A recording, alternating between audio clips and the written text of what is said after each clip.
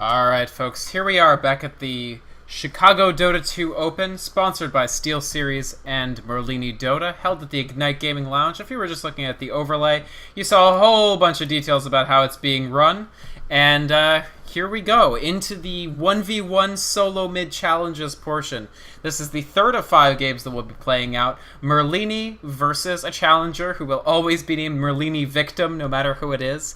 The rules of the solo mid portion of this tournament are as follows.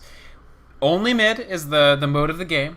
You play the same hero no matter what, whatever hero that happens to be. I think probably the victim gets to choose what hero it happens to be. So in this case, it'll be Queen of Pain.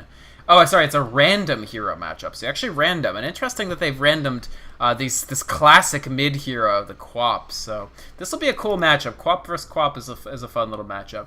You are not allowed to go Soul Ring, so Soul Ring not permitted.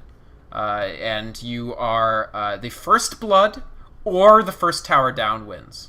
You are allowed to use bottles and you're allowed to pick up runes, but you can't bottle Crow. So the pattern in which you use the courier to refill your bottle consistently, not allowed to do that. But you are allowed to use a bottle as long as you feel like you can attain rune control, which of course Queen of Pain sometimes is able to do. You can use the courier to ferry items that aren't the bottle, but you can't do it for the bottle itself. By the way, Merlini rocking the Dolfrat and Roshinante. This courier is usually overlooked, but this is actually one of my favorites. The shitty wizard himself riding his steed, his noble steed. So Merlini on the Radiant.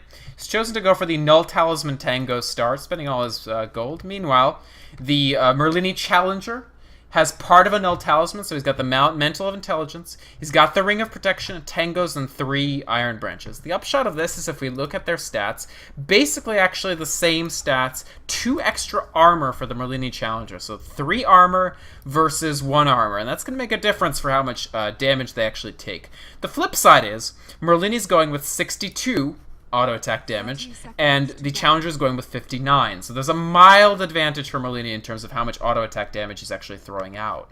So we'll have to see how it works out. Of course, there's a prize if you're able to defeat any of the...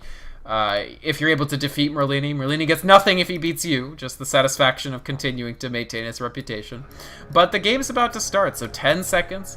We do see a little bit of jockeying for position around the rune. It looks like the Merlini courier, Dolfrat, sitting around here, going to spot out this rune probably. It is a DD rune, so he does know where it is. Meanwhile, you can see that the victim actually didn't do the same thing, so that's a little bit of extra scouting you can get by using this courier. He does spot that it will be a DD. Now he knows where it is, and maybe he can make a play for it a little later on.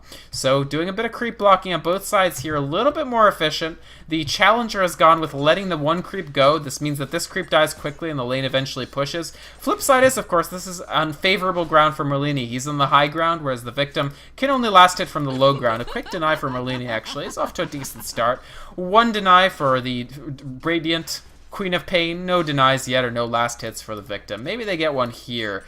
Just a little bit of jockeying here. Of course, this is the same hero, so you have extremely similar damage profiles. You, of course, have identical animations, and so it's really considered sort of a test of pure skill. Of course, the world-famous solo mid player, Yajirobe from DC, will only play Shadow Fiend versus Shadow Fiend. Branch dropped, so clearly a courier delivery going to happen here. Otherwise, there was, well, he picks it back up. Maybe just for a little bit of extra regen just now. They're really going all out here. 3 for 1, 3 for 2. Still pretty similar profiles so far. Merlini just doing a little better on denies. You can see that he's going to get a little bit ahead on this XP already, especially with the 4th. And now, see, the lane has pushed, and now he feels comfortable going to go pick up this DD rune. And this is going to be the first big change.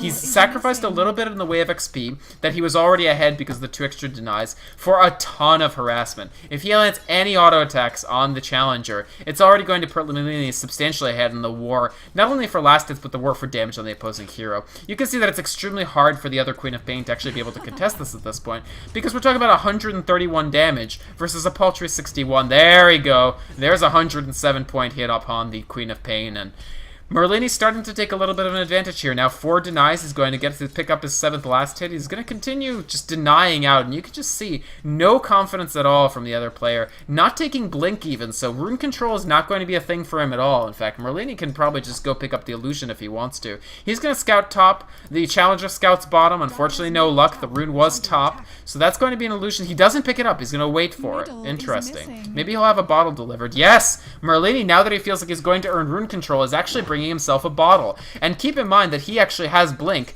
and the challenger has no blink at all, so there's no way that this guy's able to control the runes. Just none.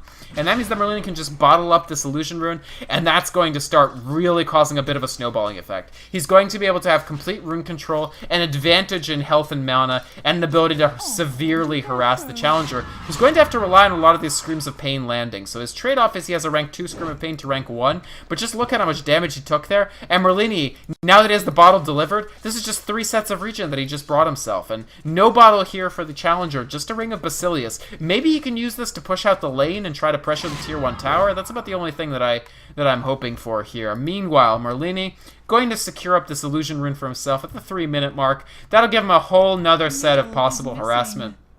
And that's going to push right into the victim here. So, challenger, last hitting fine, honestly. His mechanics themselves have been pretty good, but unfortunately, with this bottle, I think Merlini takes sort of a compounding advantage in this lane. Just going to continue. He misses the deny there, but you can just see how much he's zoning out. The effective zoning here. Basically playing footsie with the challenger here, and really from a position of strength, because he's still got this illusion rune. This provides a little bit of extra auto attack damage, because you can have your illusions hit the person you're facing. And I mean, it's just a matter of, I'm not even sure he's in XP range right now. He's really at the fringes of it. You can see level 4 with about 393 to level 4 with only 219. Oh, Merlini, he's going for the kill. Here it goes. Actually, Shadow Strike going the other way. Maybe this is the first blood. Yes! Merlini he goes in for the throat, and unfortunately, that will be a win for the challenger. Whoever this is, it's their lucky day. They defeated Merlini. Merlini taking an early advantage, and he got the early bottle. He started to gain control, and he thought he had a bigger advantage than he did, and he gets blooded. He gets first blooded. And that'll be the end for that. We're going to go to the next one. And that's the 3rd of 5 games and the first time that the challenger was able to defeat Merlini in that 1v1 mid. We'll go up into the next game in just a second, folks.